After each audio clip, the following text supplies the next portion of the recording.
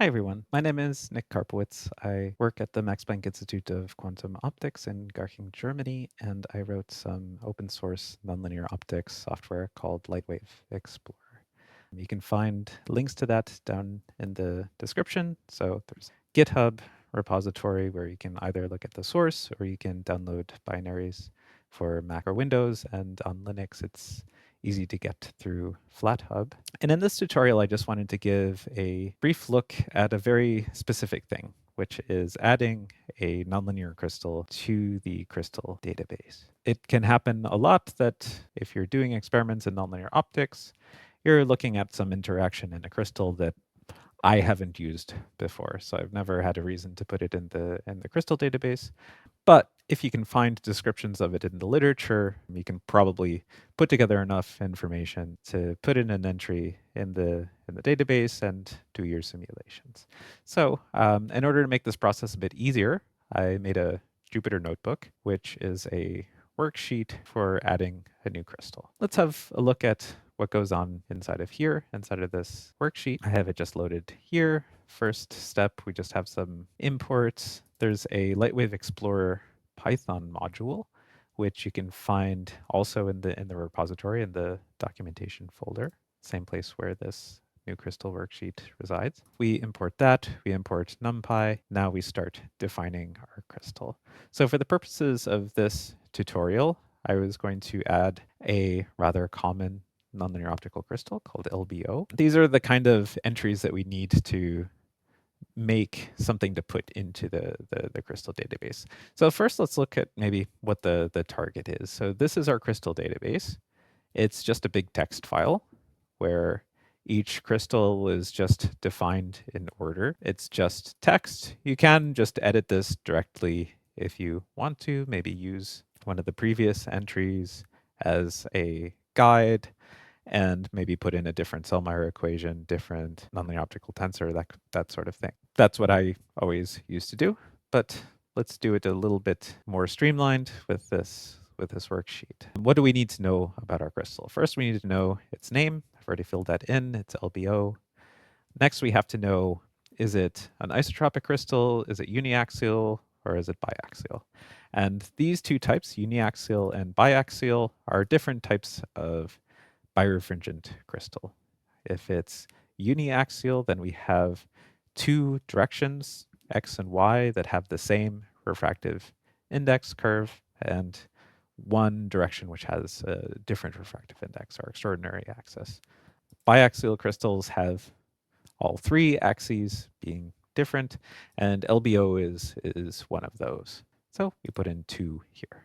Next, we have to choose which Sellmeier equation to use. The Sellmeier equation is just our way of describing how the refractive index varies versus frequency or versus wavelength. There are 3 forms that you can currently use.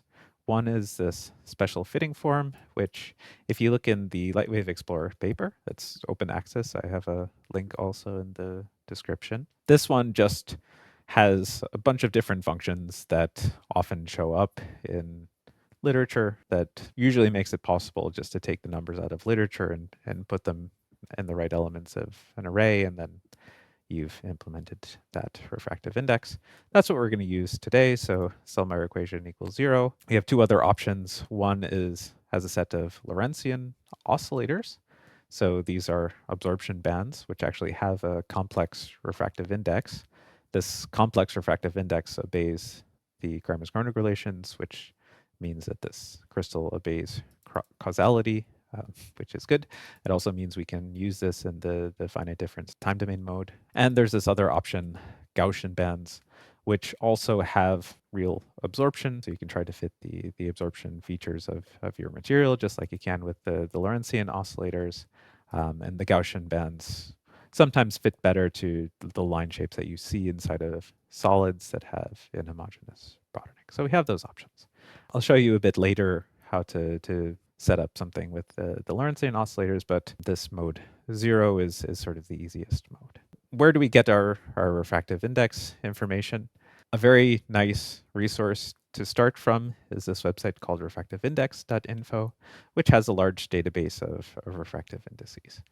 more crystals than I've put inside of Lightwave Explorer. So if we pull up refractiveindex.info, it looks like this. We have here fused silica, silicon dioxide.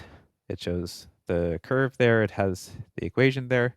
You can enter this manually if you want to, but actually the easiest way to do this is if you scroll down here where it says full database record.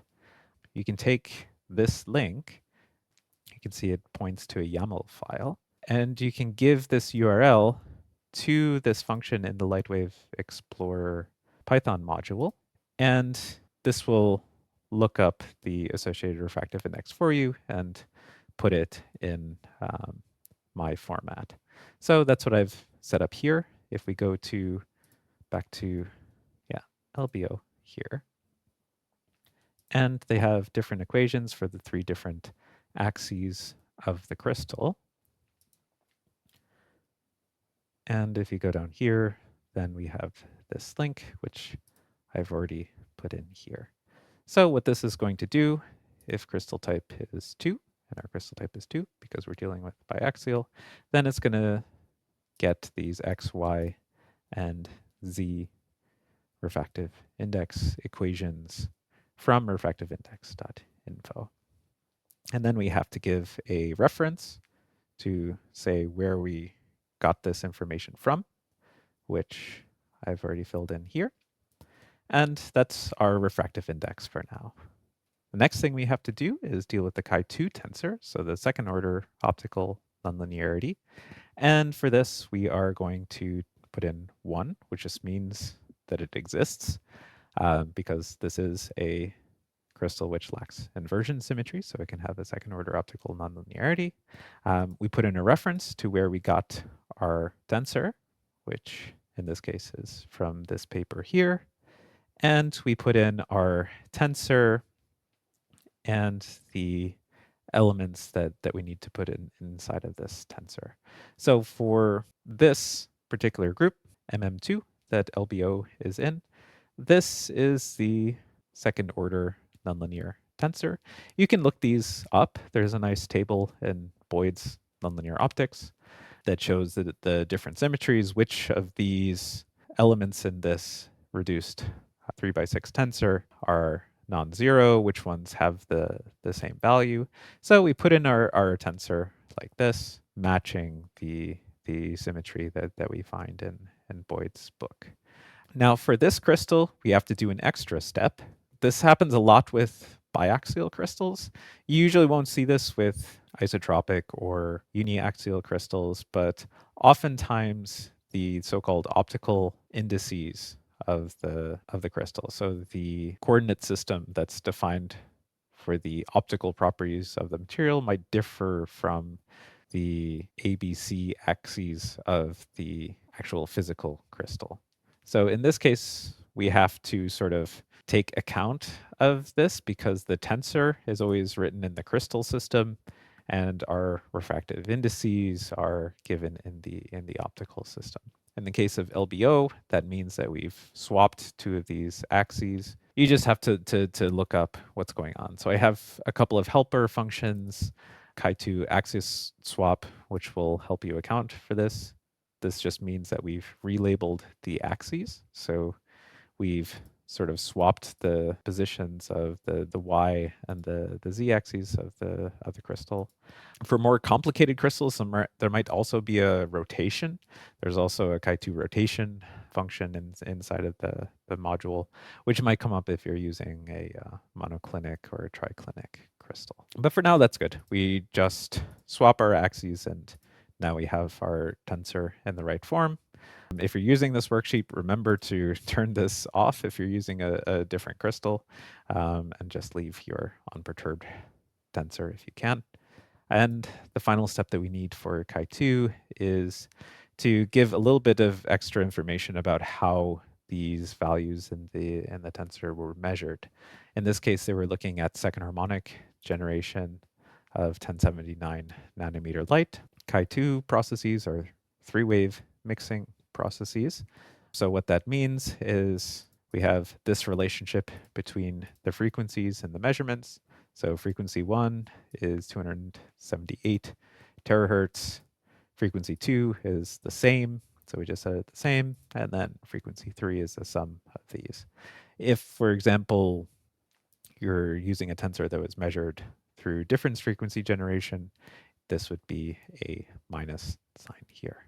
So we just tell the program how are these related to each other, and this helps the program figure out the dispersion of the coefficients because all of these numbers are frequency dependent as well. It uses what's called Miller's rule to estimate the dispersion of the nonlinear coefficients based on the dispersion of the linear coefficients. Next, we add some information about the third order nonlinearity. So for the chi3 tensor, which is a larger tensor than the chi2 tensor, unfortunately, it's very hard to get this information in literature. You'll often only get one number, so something like a n2 value. So someone has measured the Kerr effect, maybe they've done a z-scan measurement, but they haven't measured every single element of this crystal. In that case, we write 2 here. We write 1 if we have the full tensor, and 0 if there's no chi3 available. But here, we just have one value, which we'll call n2, and we'll put it in like this. So we just say what the value of n2 is here. What Lightwave Explorer wants is a different number called chi3, which is related to n2. We can just do the calculation here, and then we have chi3. And of course, we have to give a reference to where we got this value. I got it from this paper here. And we also have to give the information about the frequencies involved in the process where this was measured. In this case, it's a Kerr effect measurement. All 4 of these frequencies are the same. Chi3 is a 4-wave mixing process, so we need 4 frequencies. And Kerr effect is omega 1 plus omega 2 minus omega 3 equals omega 4. And so it's the original frequency coming out. They're all the same. All right, so this is actually all the information that we need. And this last element here will just run through all of that and take our values and print out a new entry for the crystal database, which we can just copy. And I'll just append it here at the end of the database. And now it's in there, it's LBO, and I'll just put demo in the name there just so we know that it's a demo. So what we can do is we can load Lightwave Explorer. This button here will load a custom crystal database, which now we can go into my Lightwave Explorer clone of the repo. This is the file that I edited with a new crystal database. And if we go down, we can find our new LBO crystal here. And we can try running some simulations inside of that if we want to. Now, I'll just do one as a demo. This is just going in the 0, 0 direction, not much interesting going on, just some non-phase matched second harmonic generation of this pulse inside of the crystal. All right, so that is the basic process of adding a crystal. Of course, once you've added it, you have to do some tests on it. So the best case is if you look up some literature where people have done measurements, they give you enough information that you can fill in things like your pulse energy, your beam waste, your pulse duration, or the bandwidth of the pulse to really represent their experiment well, and then check and see if what you get out of the simulation actually matches their experimental data. Now for LBO, it's actually an important crystal, so I want to do a little bit extra work to get an even nicer description of this crystal, which I've done in a separate Jupyter notebook. So this is mostly the same here. This top section is the same, except now, instead of getting the refractive index from refractiveindex.info, I use a different reference for the Sellmeier equations of this crystal. So I'm using a different description of the refractive index of the crystal. And what I want to do is use the equation where I have a set of Lorentzian lines describing the refractive index. That's why Sellmeier equation here is 1.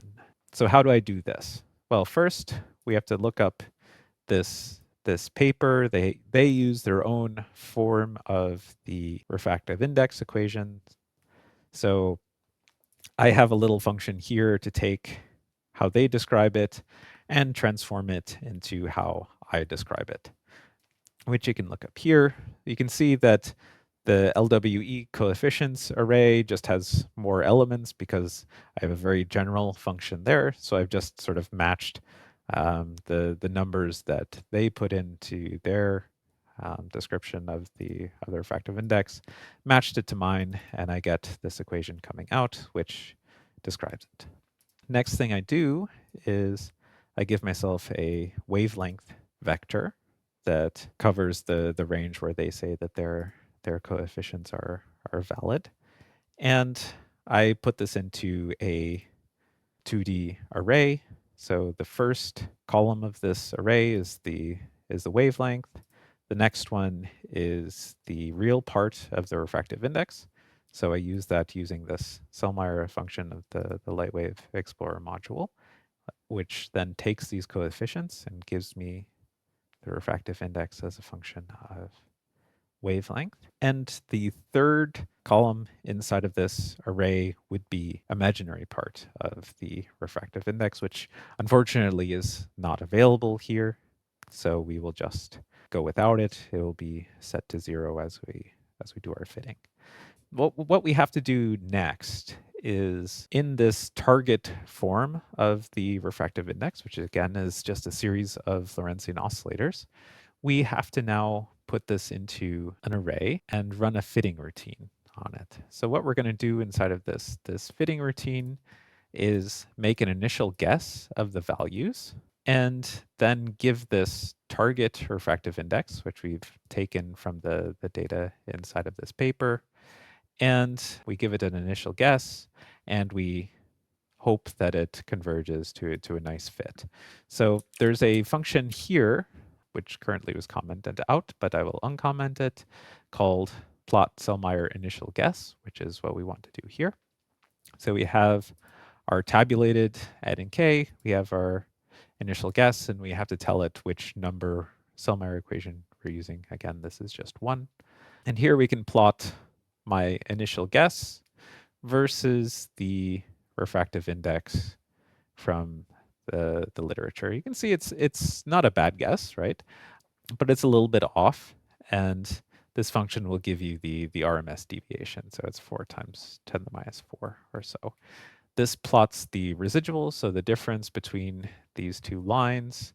It gives the effective absorption of this equation.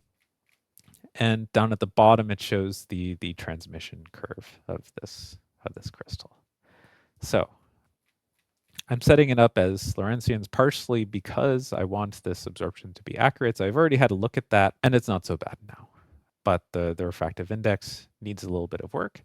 So what I have to tell the fitting routine is which of these values it's allowed to adjust. You can see that this array here has 13 elements that are non-zero. This first one has to do with sort of a constant offset to the refractive index, and the rest of them are describing each Lorentzian. So each Lorentzian has 3 parameters.